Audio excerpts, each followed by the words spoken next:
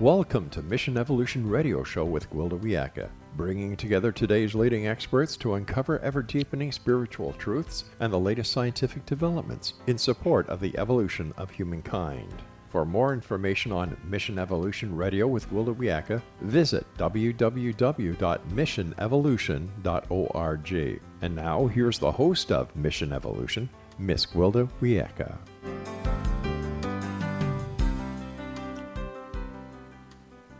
Hello, dear friends.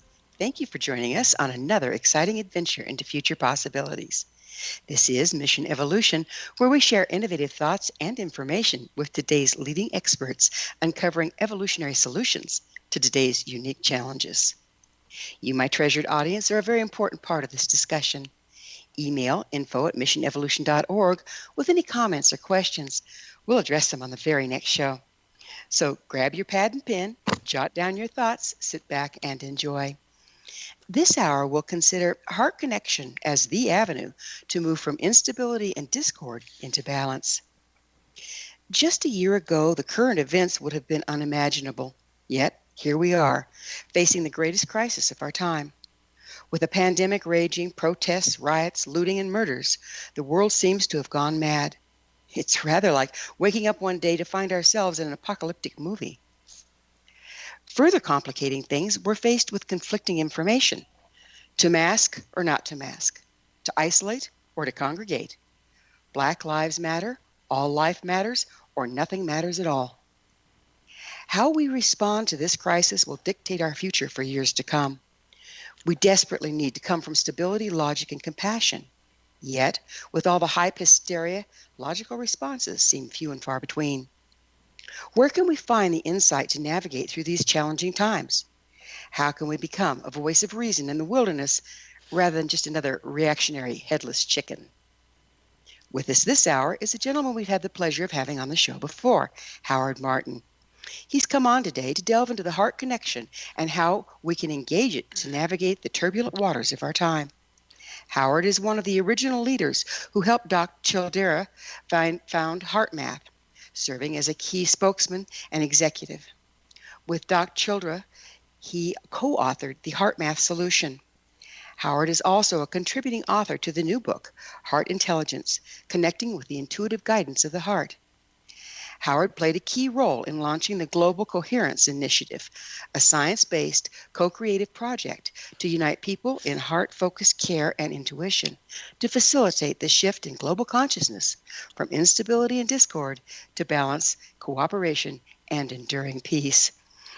His website, heartmath.com. Howard, on behalf of our listeners and myself, welcome back to Mission Evolution. Well, thank you so much for having me and being back on Mission Evolution. I love the name of your show, by the way, and I also really like the way you characterized the conditions under which we're living right now during these changing times. It was well said, well thought out, and I appreciate that and appreciate you. Well, thank you so much. I really appreciate you taking time to be on the show. You know, the last time we spoke was June of 2018. Can you believe that? And even then, we were discussing the rapid change and increase of the world's problems. Now here we are in one big modern mess.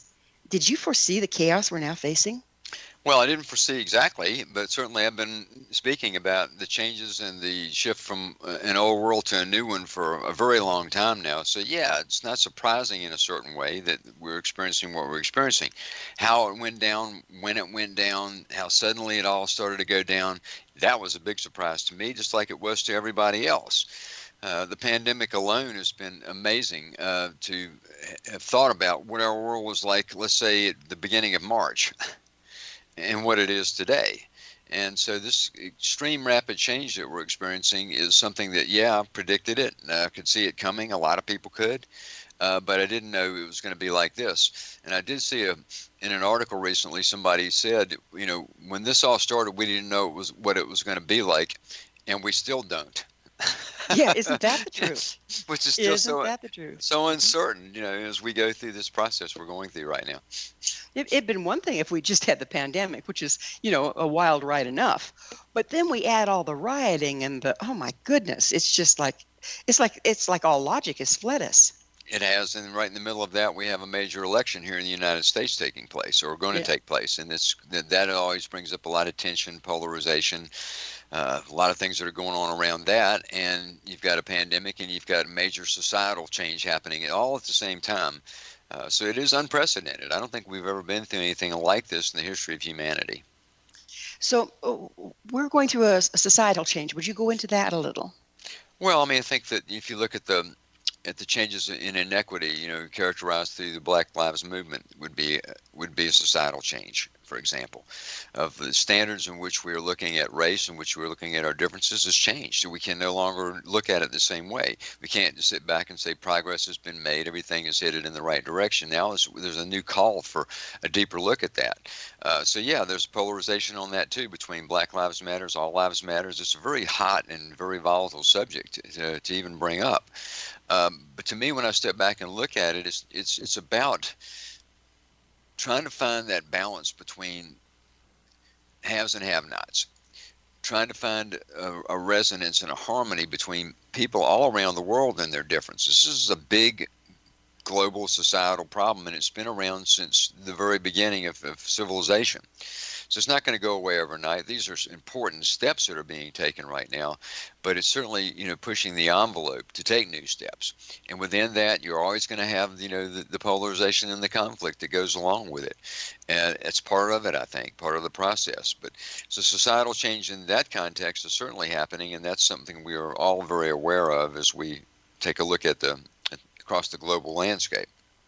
Well, I like the fact that you brought up polarization. It's one of the issues that I like to address a lot because it seems to be diametrically opposed to unity consciousness, and yet you're mentioning that it's something that we kind of need to go through in order to get there from here. Yeah, I think in the bigger picture of things, we're moving towards more of a oneness and more harmony and more cooperation, collaboration, less biases, less judgments, more acceptance. I think that is the stronger frequency, so to speak, that's in the air, and that's where we're moving in consciousness. But when you have that type of energy showing up, it's always going to stir up at the same time.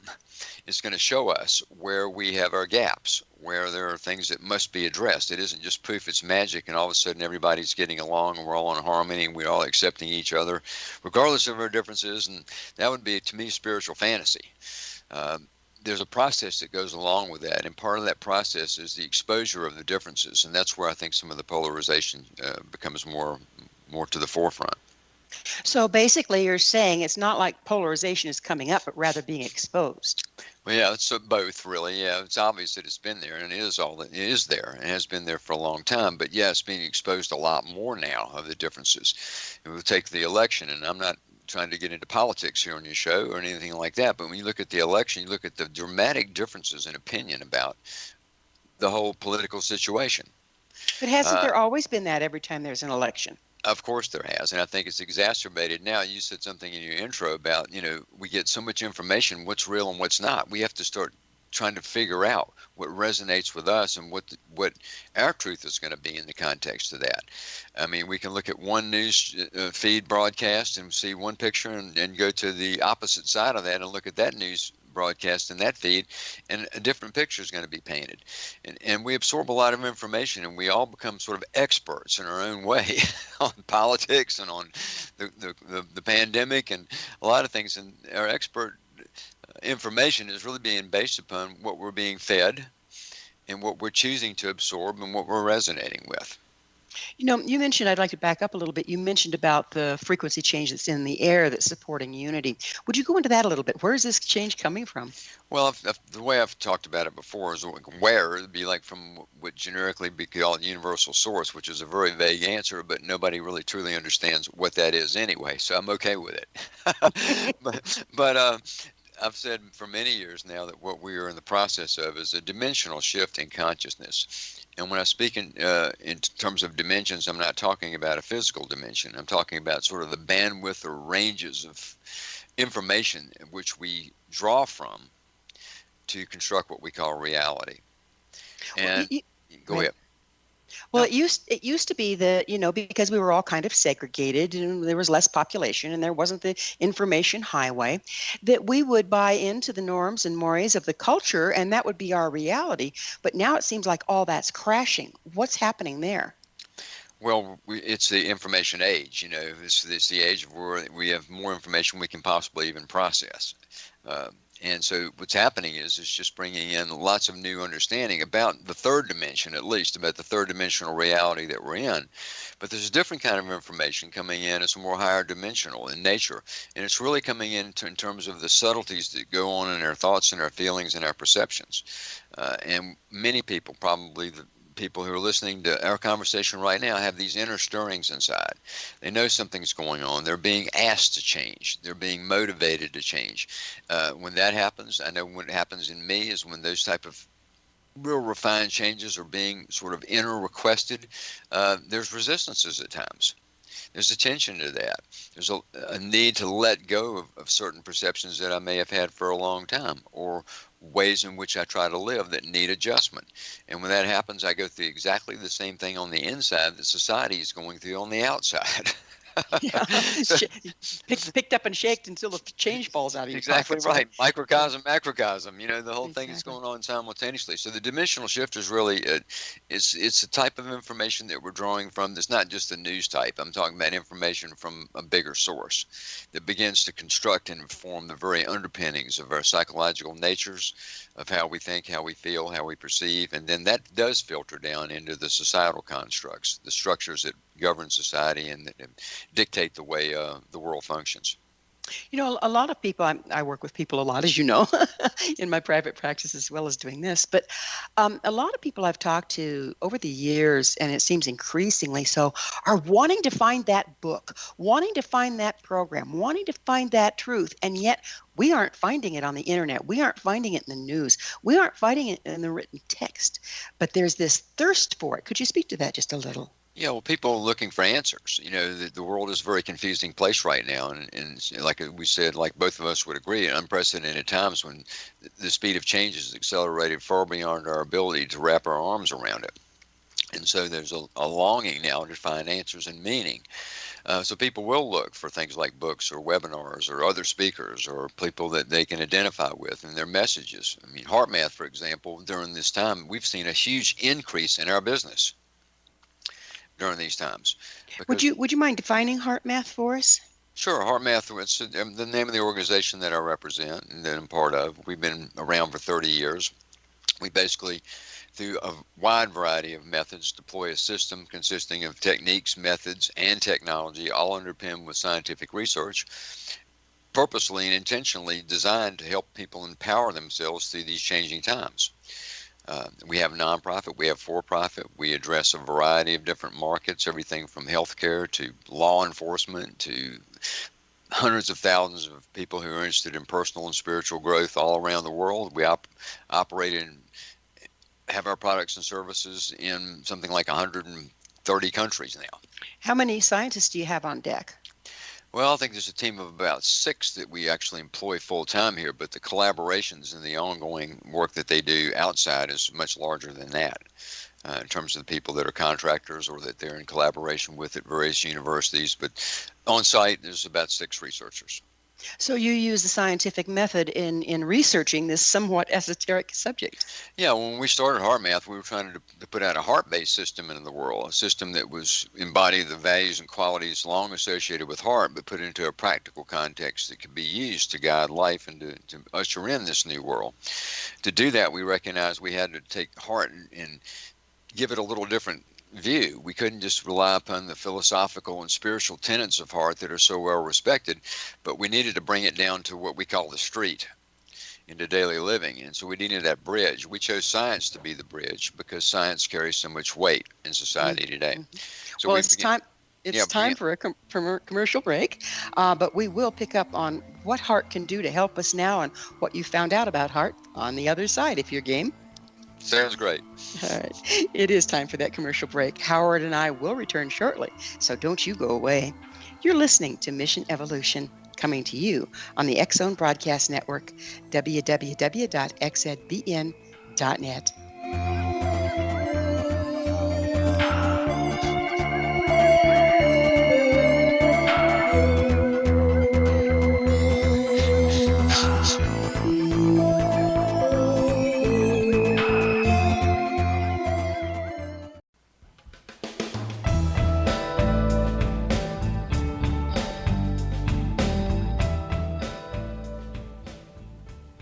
Hello again. This is Mission Evolution, missionevolution.org, dedicated to unification and evolution of consciousness.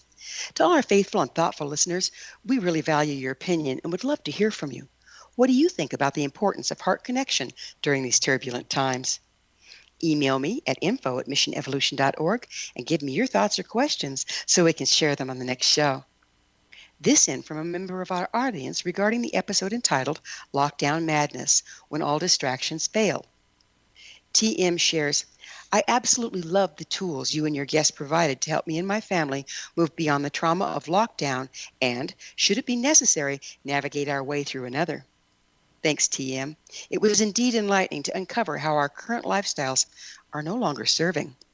Curious, dear audience, visit our archives at missionevolution.org. Listen to the special episode entitled Lockdown Madness, When All Distractions Fail, and let us know what you think. With us this hour discussing the unifying power of the heart is Howard Martin. His website, heartmath.com. So, Howard, we kind of briefly outlined the problem, and then there's more we'll go into on that in a little bit. But your whole organization is trying to bring heart into the equation. What do you mean by heart? Do you mean the beating organ? What do you mean? Well, we mean both the physical, the emotional, and the spiritual heart, all of it. The physical level, our heart's an amazing pump. We know that. We also know through our research and the research we've done with others all around the world for 30 years now that the heart is an information processing center in the body. It's sending information to the brain and throughout the rest of the system, and that information is important. I mean, the brain function, for example, is critically dependent upon information it gets from the heart. So there's ways in which we know all of that, scientifically proven. There's over 400 published research papers, peer-reviewed research papers on heart math now, over 8,000 listings in research literature. So this is all well understood. That's just the physical level. And we learned how to measure it. We have technology people use to improve the heart-brain-body communication. We have things like that. Is that a biofeedback sort of thing? It's like heart biofeedback. It's called the inner balance trainer, and it measures your heart changes in your heart rhythms. It scores them for how coherent they are, which is a medical scientific term of the synchronization within the heart rhythms, and that's something that consumers use, people use. It's used all around the world. It's called Inner Balance Trainer, and that's something we created out of our research, Wilda, so that we could then again take that to the street. You know, like great that science says, but what do people do with that science? Exactly, and boy, we need some action right about now, don't we? Yeah, so we did it that way. We translated it into an app. There's a sensor that you purchase, and there's an app you download for free, and you get to see all that in real time, and you train yourself to become more coherent. In that context about heart, you're now utilizing the physical qualities of the heart to create changes. Okay, I've got a question for you here. Hopefully you can clear this up for me. Because when we talk about brain, we talk about the front brain where we have love, compassion, logic, and problem solving, and in the back brain where we're in fight or flight, aggression. So the front brain supposedly accesses love. How does that relate to the heart, and how do they interact? Well, the heart is sending signals to the brain, and when your heart rhythms are operating in a more coherent pattern, it opens up those higher perceptual centers in the brain. You can call it front or back, or I'm not so sure if it's front or back, but there's different parts of the brain.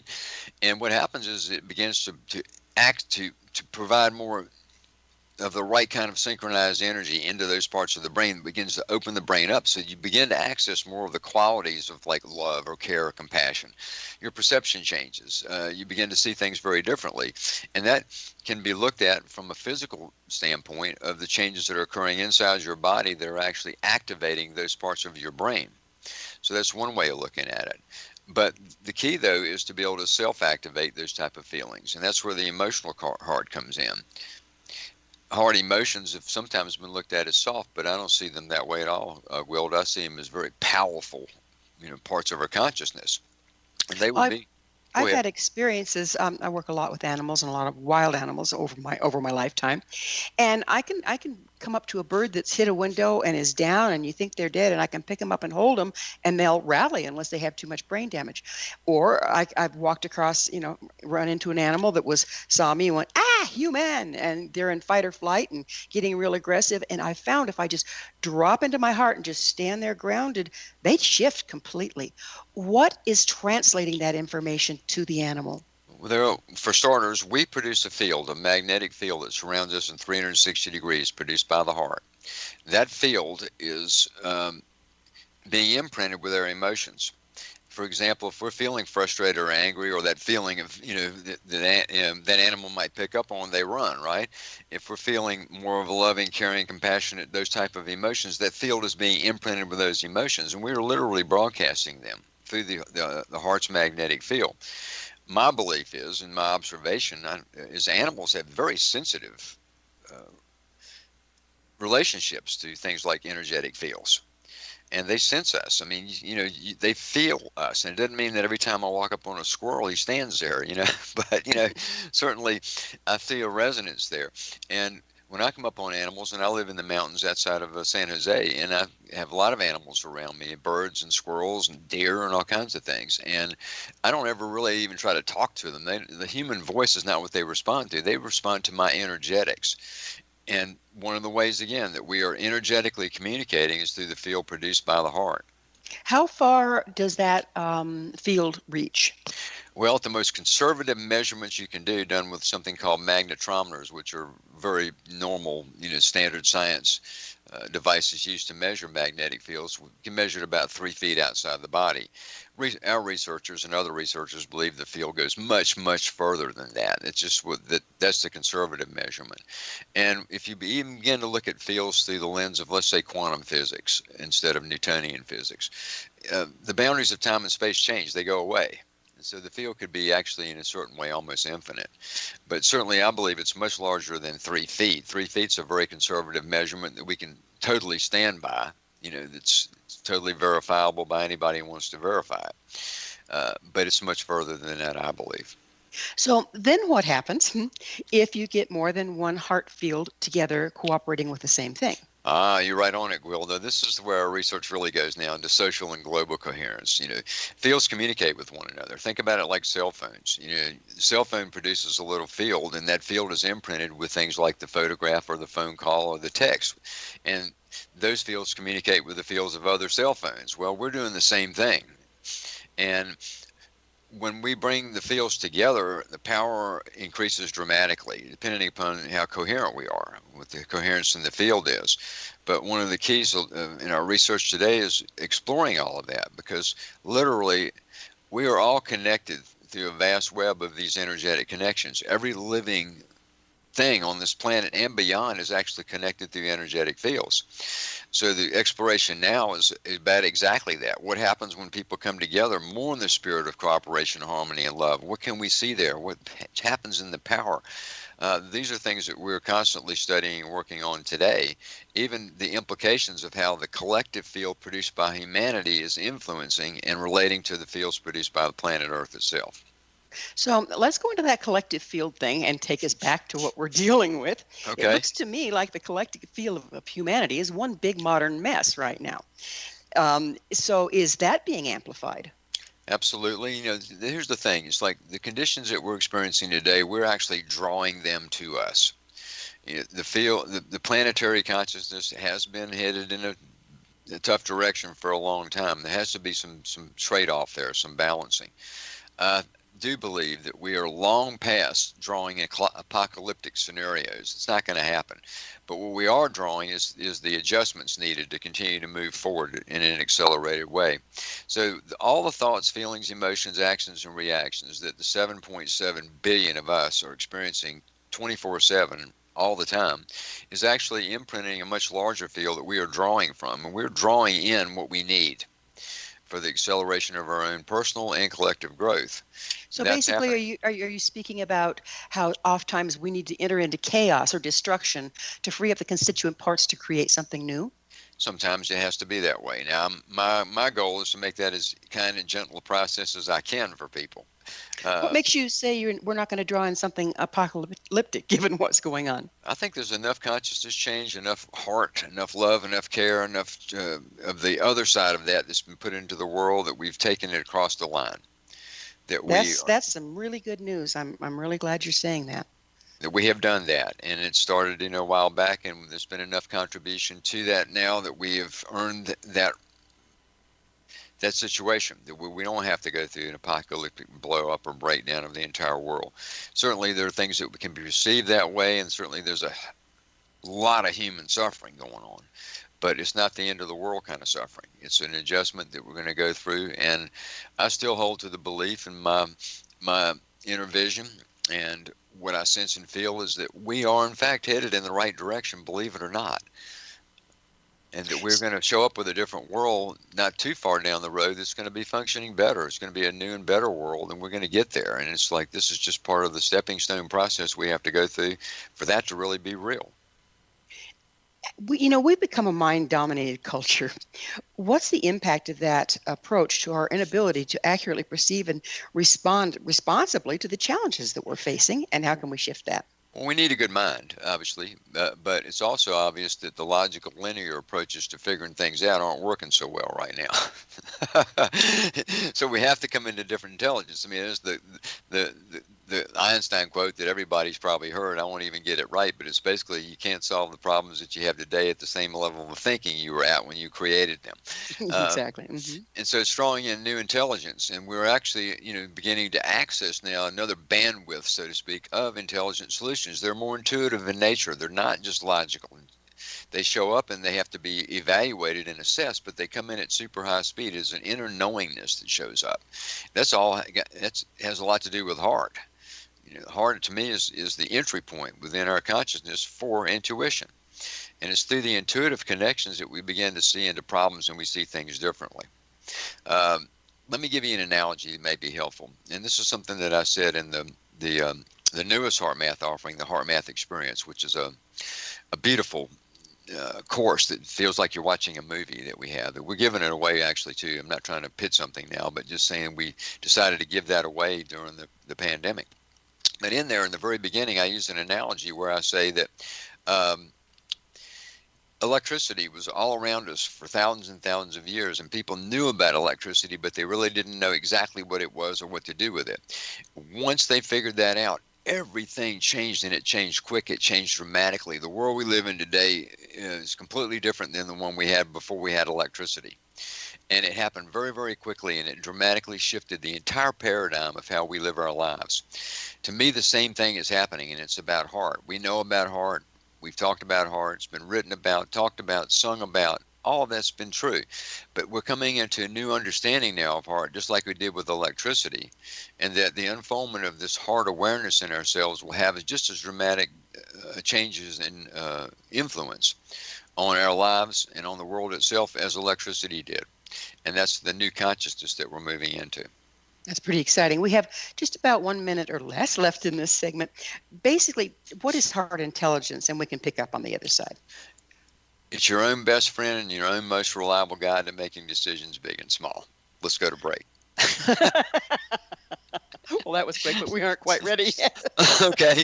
Well, it's high speed. It's intuitive. It's that place you go to inside when life gets tough and you need answers. It's a source of the emotions that we revere the most, like love, care, compassion, kindness, cooperation.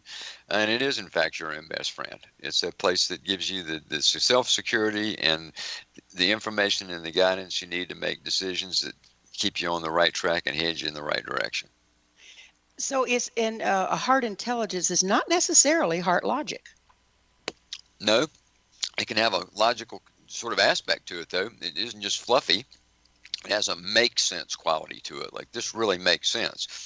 It can be a heart related make sense, though. So it isn't just fluffy or floaty. It's got a bottom line to it. And that's why the name of our organization is Heart Math. Heart is something we have a resonance with. Math is something that, represents a groundedness to all that. So bring it to the pavement again, right? Take it to the street. That's right. I love it. Okay. Well, it is about time for that break. On the other side, we're going to delve deeper into what heart math is, how we can engage our hearts in order to find safe passage. This is Mission Evolution. Howard and I will return to our discussion shortly, so you stay right there. We're coming to you on the X Zone Broadcast Network, www.xzbn.net.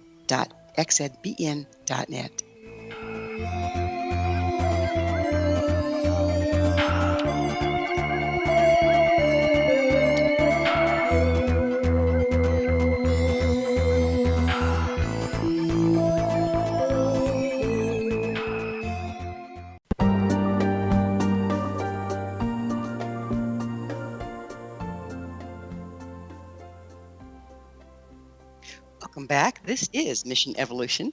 Did you know our entire leading edge information packed past episode collection is available to listen or download with our compliments? Visit our archives at www.missionevolution.org for our ever growing selection of guests and topics. Our special guest this hour is Howard Martin. We're speaking about heart connection and unity consciousness. His website, heartmath.com. Howard, just before we went into the break, we were talking about we need to find safe passage here. And the problems that we're being faced with are absolutely unprecedented. So logic would dictate that we need something outside of logic, like intuition. How can intuition help us, and where does it come from? Think about intuition, Gwilda, as like a field of information that's always there. That we access it from time to time. We have a tendency to see intuition as something that just comes in, like it's magic or something. But think of intuition as information that is already there all the time. We tune into it and we tune out of it. Most of the time, out of it. The reason we tune out of it is we could just run too fast. Our mind's moving too fast. We're living from the neck up. We're not really accessing the deeper part of ourselves, and therefore we cut ourselves off from a lot, including intuition. We at HeartMath look at intuition not as mystical, but as practical. And in our training programs, in the certification programs that we do for trainers and coaches and those type of offerings, we talk about practical intuition. Because intuition doesn't have to be mystical. There's a really interesting practical side to it. For example, intuition is what gives us the insight we need to know, for example, when to talk to somebody about something sensitive. It gives us direction within that conversation about what words to say, the tone that we need to say them in, the way in which we're navigating that sensitive communication. To me, there's an intuitional guide that's happening in there. We're not thinking it all out. It's not just logically doing it. We are following sort of a thread and a flow to try to reach an understanding. Intuition shows up all around us all the time. Another place that I have observed a lot of practical intuition is in parenting. Maybe it's because I'm not a parent, but when I look at parenting and I'm watching a mother or a father trying to communicate with a young child that can't really communicate well yet to try to understand their needs, they're slowing down, they're focusing, they're putting out love, and they're listening very deeply, and they're looking for an intuitive understanding of what that child's needs are. And when I see that happen and when I see that going down, I realize, wow, this is cool. They're accessing an intuitional field to reach an understanding with that child, but they don't see it that way. They see it as just parenting. Mm-hmm, mm-hmm. But Well, we were talking about animals and how if you slow down, drop into your heart, they aren't alarmed by our presence as a rule. And they can just go on about their business without being in fight or flight or causing a threat to us or us to them. And I like the fact that you brought up the speed. We're going so fast that we don't touch into that place. So if we take all of this back to those fields that surround us and the trees and the animals and the earth itself, does tuning into that place help us access intuition? absolutely does. And we got to have compassion for the speed of things that are going on now. Yeah, we all live too fast. And for a lot of people, they're just trying to keep up. They're just trying to get by. They're just trying to survive. And the speed of life itself just sweeps people in and it just takes them on a ride. And it can do the same thing to me. I have a lot of responsibilities. And some of my days are certainly a lot faster than others, and I have to be conscious of that, though. And the difference is being conscious of it. If I get to certain points in my day, Gwilda, where I realize that day's running me and I'm not running it, that's time for a pause. Great. And what do you do in that pause? This is the information we're needing. Well, I don't know. Well, it's time for a break. I'm just kidding. Basically, I practice simple heart math techniques. And one of those I'll share just the basic steps with everybody listening now is you just focus your attention in the area in the center of your chest, right where your heart is. And, sort of the center of the chest. You can put your hand there if you want to. And then you breathe naturally and normally, but in a comfortable rhythm, but a little deeper than you normally would. And as you're breathing that way, you want to imagine as if the breath is flowing in and out through the heart. Now, lots happening when you do that, but you can take it a step further and you continue to breathe that way. That's called heart-focused breathing. And as you breathe that way, you begin to make an attempt to feel or activate a regenerative, uplifting emotion. And that can be hard for a lot of people, but there are kind of easy ways to do it too. Maybe you feel the feeling of appreciation for the good things in your life. no matter how tough it is, there's always something in someone's life that they can appreciate. And tag into that feeling of appreciation for something. Often people can feel the love or the care they have for someone or some place. It could be a person, could be a special place they go. I know you're involved with animals, Wilda, and one of the best ways to trigger those heart feelings is to think about your pet, about the pet that you love so much that has that unconditional love for you. And so you activate this heart feeling and you continue to do heart focused breathing. Now that can be done in a minute. That can be done with eyes open. That can be done with eyes closed. You can do it for longer periods of time than a minute. You can do it for an hour if you want to. But making those efforts to keep touching base with my heart's intelligence during the course of the day allows me to have a better shot at running my day than having the day run me. So it's like a reset. So reset. So reset back to the heart. And other things that I practice, I mean, I wake up in the morning and before my eyes are even open, I'm already conscious of trying to get down into my heart. I'm already conscious of trying to be putting out love before I'm even out of the bed. And then as the day goes on, sure, that erodes some. I go through the things that people go through. I go through disappointments. I go through upset. I go through having my vanity structures, trigger. I can go through any of that stuff, but it's how quick I come back is most important. So it's almost like if a bunch of us do it, it's almost like circular breathing, they call it. When you're doing chanting, everybody takes a turn taking a breath, but the chant continues. If we can all become more vigilant about reaccessing our heart, doesn't that hold a more steady tone? Absolutely, and that's one of the keys to creating the collective field environment that begins to usher in the new. That type of approach and that type of inner work done collectively is what is making this process we're going through as gentle as it can be. In other words, as bad as it looks, it could be a lot worse.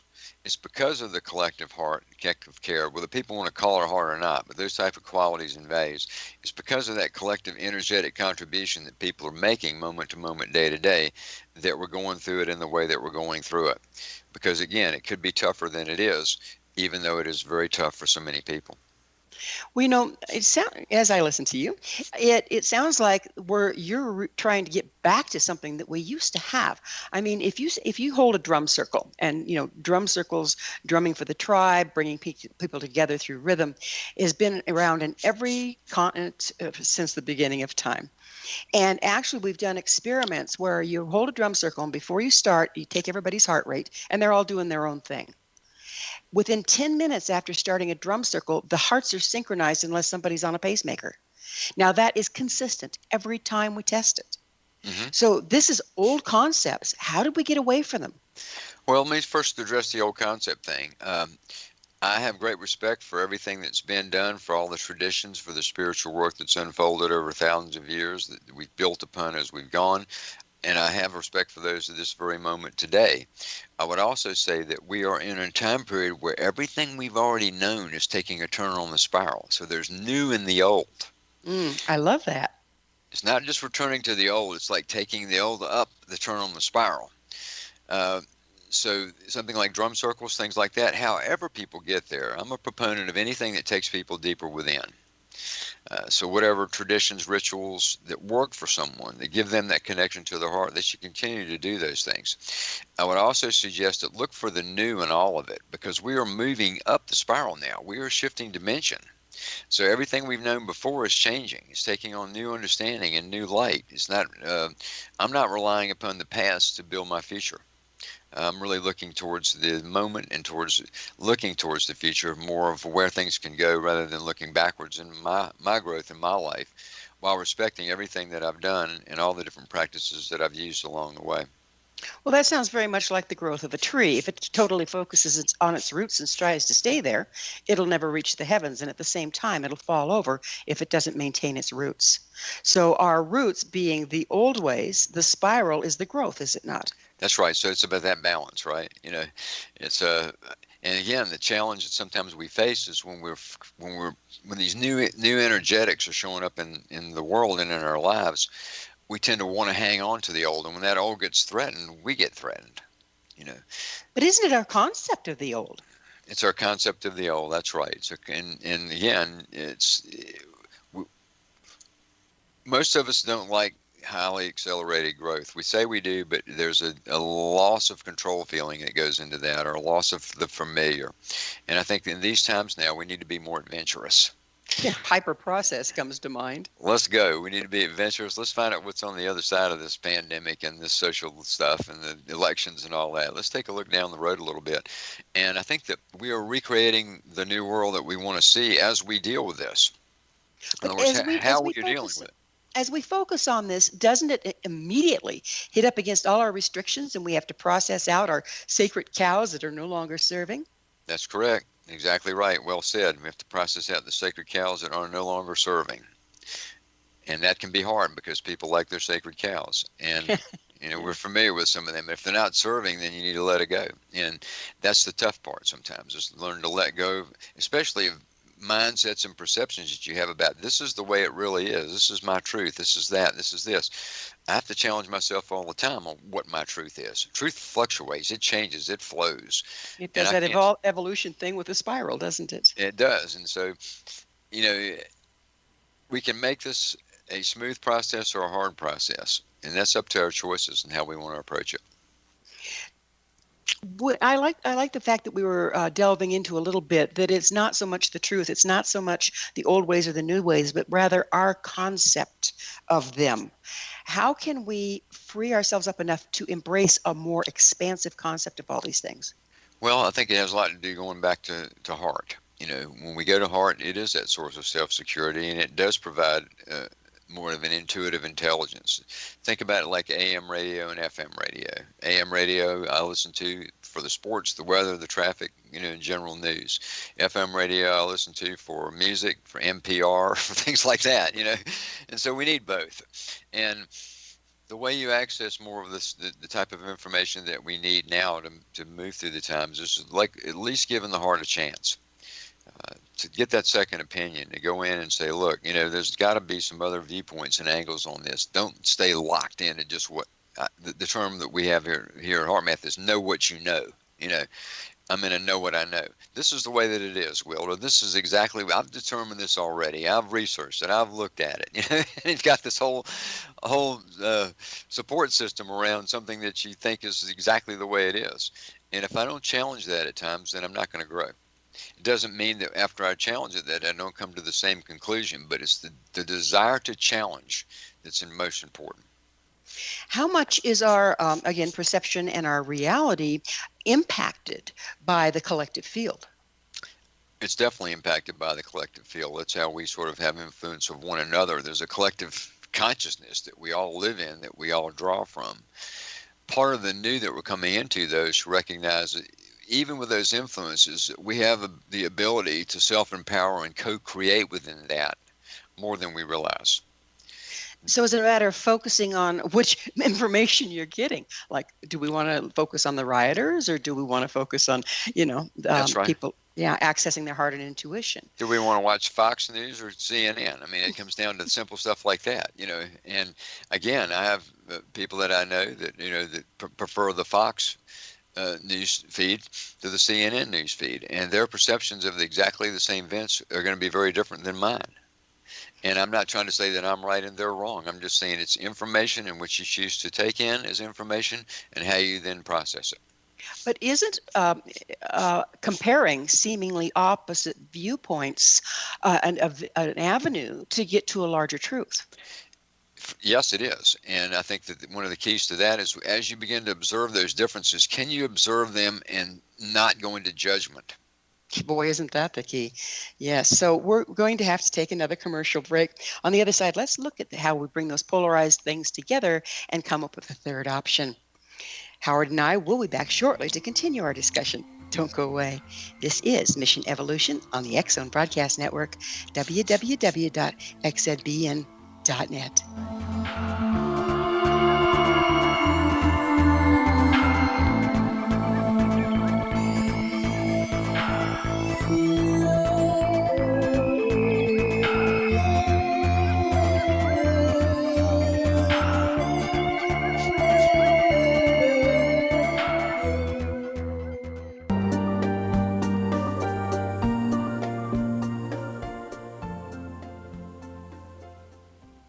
Welcome back. This is Mission Evolution, bringing together gifted people of service to the world. I love to hear from our audience. Your thoughts are very important to me. To suggest a topic or guest that you think would be of interest, email us info@missionevolution.org.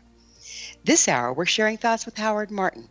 Howard is a contributing author to the book, Heart Intelligence, Connecting with the Intuitive Guidance of the Heart. His website, heartmath.com. Now, is that the latest book you have out, Howard, or is there more now? Yeah, we've moved. We do some books every now and then. That's the latest one we did. It was 2016. But what we did, Will, is we moved into different types of mediums to get our message out there. And one of the most fun things I've done in my entire career here at HeartMath was last year when I worked with a team here and a team from Mexico and produced the HeartMath experience.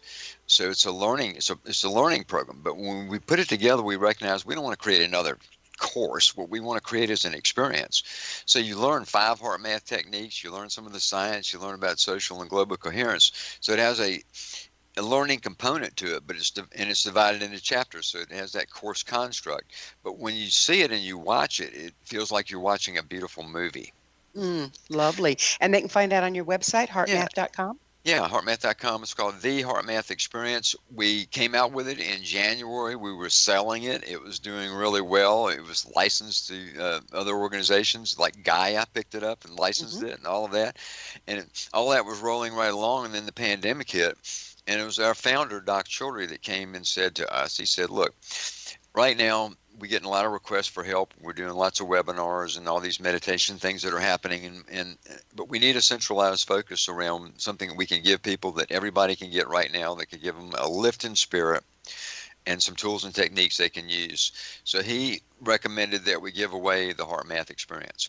Oh, beautiful provision. So we gave it away, and when you go to the website, and all you have to do is put in, you get a key to unlock it, and so you put your information, you get this key to unlock it. We've had over 100,000 people get that key. Well, no wonder you have hope. Well, we're doing what we can. Let's put it that way. That's wonderful. Yeah. That's wonderful. Okay, so we were, as promised, going to talk about the polarized condition we find ourselves in, and how instead of judging against the opposite pole, we can find that central place, that balanced place between the two viewpoints, and create a new viewpoint. So would you go into that a little bit for us? Yeah, well, we're going to have judgments.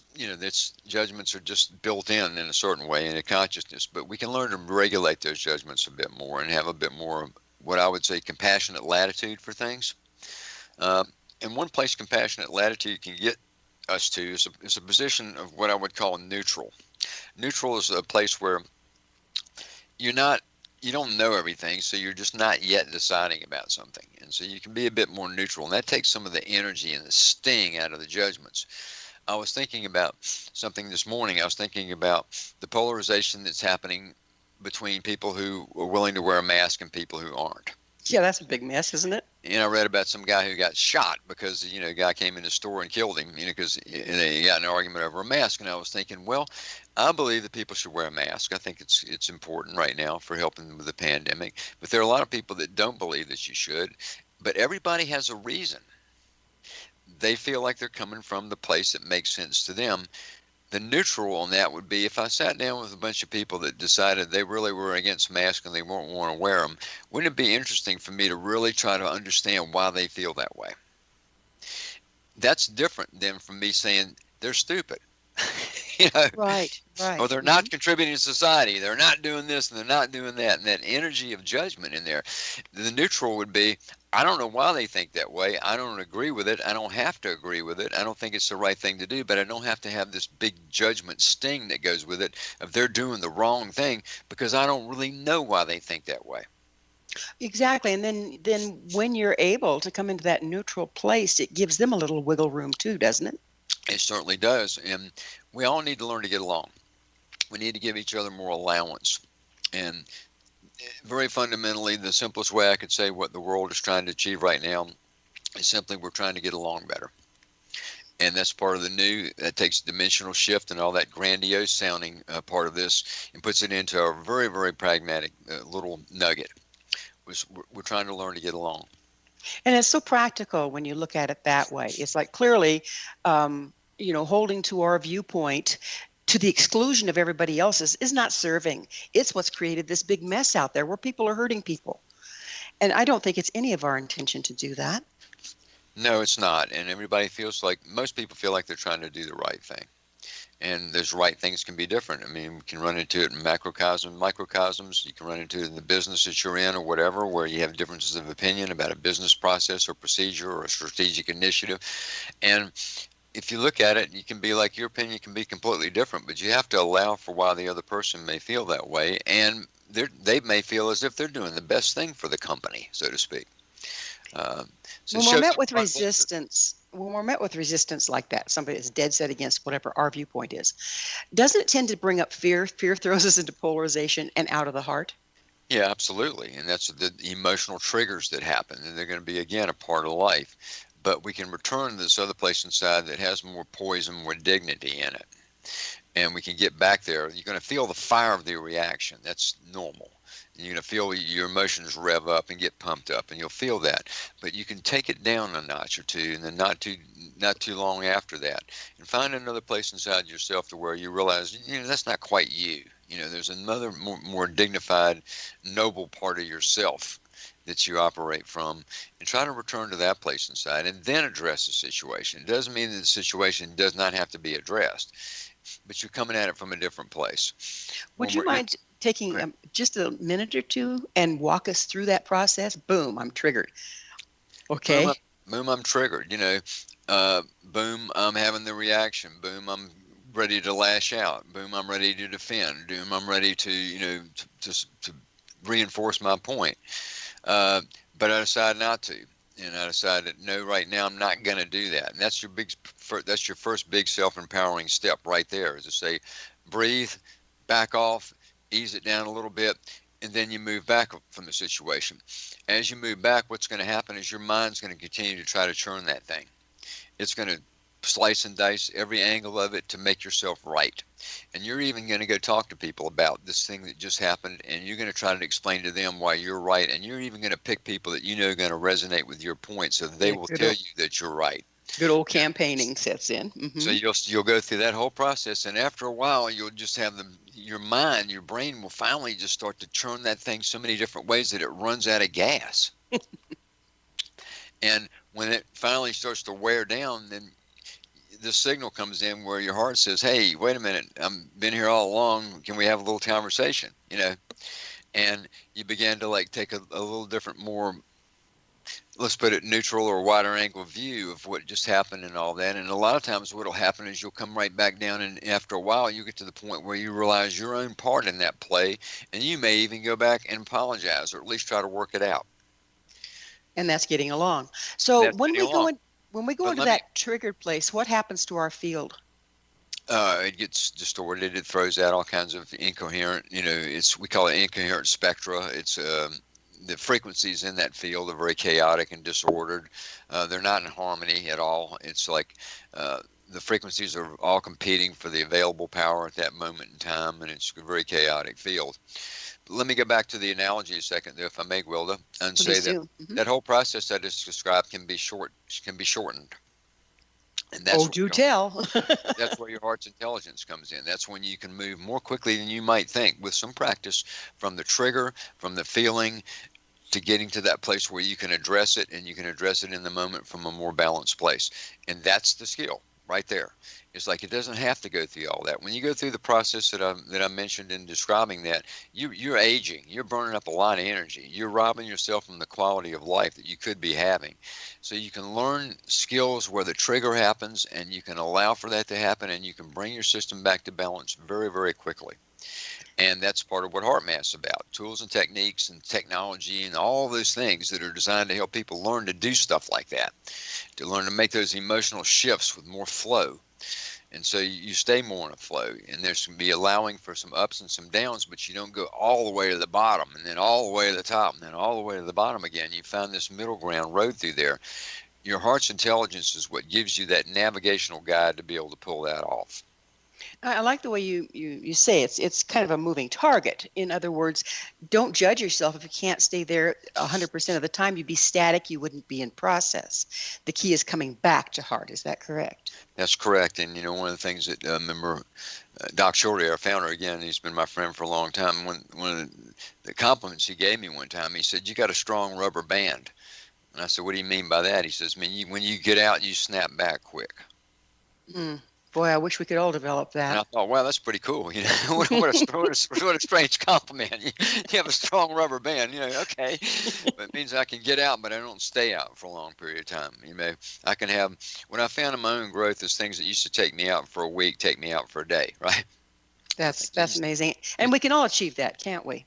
We can. It's all there for us. Exactly right. And we can all do that. And one of the first steps in that, Gwilda, and I think you were alluding to it just a minute ago, is that when we find ourselves there, another very important step in the process is try to find a way to eliminate some of the self-judgment. That's the huge piece, isn't it? Yeah, I'm bad. I did wrong. Or let me stick to my viewpoint because I don't want to face the fact that I feel bad and wrong. Yeah. Or the feelings that finally settle in of like, oh my God, am I ever going to get this right? And those kind of feelings. When you find yourself there, that's the antidote for that is also a heart quality, is to try to find a feeling of self-compassion. It seems so key, doesn't it? It is important to find that self-compassion, recognize, look, we're all people doing the best we can, living in a very interesting and often challenging times. People that are listening to your program right now, I guarantee most every single one of you has done a lot of work on yourself. You're good folks. You're doing the best you can. You're doing a lot to help others, whether it's overtly or whether it's through how you walk in the world. Honor yourself for that and find that self-compassion, and that'll bring you back to balance as quick as anything. So eliminate some of the self-judgment, and then the rest can unfold. It seems to me like, from what you've been saying, that it's the self-judgment is actually the root of all evil here, in that then we project that onto the people around us, polarize, and there you go. Yeah, well, it's a lot of talk about self-love and about loving yourself and loving the God within. These are great statements, but then let's take it to the street. That's like making peace with yourself after you've done something that you don't think is the right thing to have done, and you start feeling bad that you got it all wrong and all that. Right there is when those statements that sound so wonderful when you read them in a book become something that becomes a pragmatic application. How can you first tell that you don't have self-compassion? I mean, all of us think, oh, I'm okay. What are the symptoms? Well, the symptoms are the inner dialogues. I mean, I don't know what individual's personal symptom might be, but it's a lot of people stay more down on themselves than they want to admit, or that sometimes they're even aware of. Mm. And I think that's a self-honesty piece. What happens in our privacies is very different than what happens in our day-to-day interactive consciousness. It's the inner thoughts that we have about ourselves, that we're not good enough, or we compare with others, that we're not as smart as them, or we're not as good looking as them, or we're not as rich as them. And all these things are forms of self-judgment, actually, Yes, of and it's so non-acceptance damaging. of ourselves. They're non-accepting thoughts and feelings, and they're self-defeating in many ways. And we're going to have them, but we can begin to reduce them. We can play fun games with ourselves. I play humor games with myself all the time. Just like when I turned 70, I looked in the mirror and I said, it's amazing. I finally gotten to this point in my life when I have to go ahead and accept the fact that, it's hard to believe I've gotten so good looking in only 70 years. Well, unfortunately, I hope you get better looking in the next 70, but So you flip it around, you turn it into humor. We are out of time, though, unfortunately. But Howard, thank you so much for coming on the show and sharing your wisdom with our audience. Well, thank you for having me. Thanks for the good work that you do, for the way in which you do your show. You're a wonderful host and wonderful person to have interview me, and I look forward to the next time we're together. Until then, Okay. you take really good care. You too. Our guest this hour has been Howard Martin. Howard is the original leaders who helped found HeartMath, serving as a key spokesman and executive. His website, heartmath.com. Remember, our entire information-packed past episode collection is available for listen or download free of charge. Visit our archives at www.missionevolution.org for our ever-growing selection of guests and topics. This has been Mission Evolution with Gwilda Wiyaka on the X-Zone Broadcast Network, www.xzbn.net. Be sure to join us next time as this mission continues, bringing you information, resources, and support to navigate the challenges of an evolving world.